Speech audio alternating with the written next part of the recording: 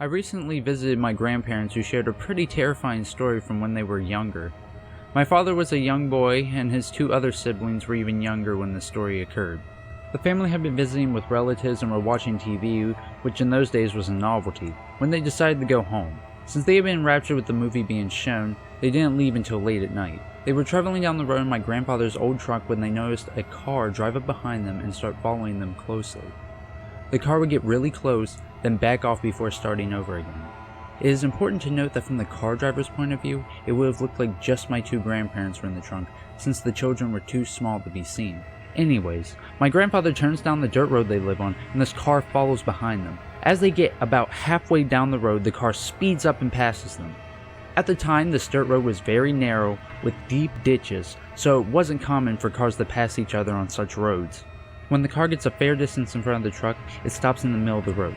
My grandfather stops his truck and watches closely. Inside the car there are the four men who get out and stand towards the truck.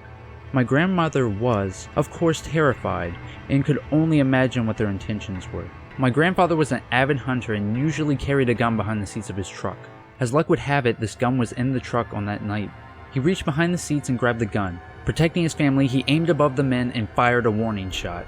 The men scrambled to jump back into the car and sped off down the road. Grandpa waited a few minutes before driving home. He dropped my grandma and the children at the home and drove back to make sure the men weren't still around. They were long gone by the time he came back and weren't ever seen around there again.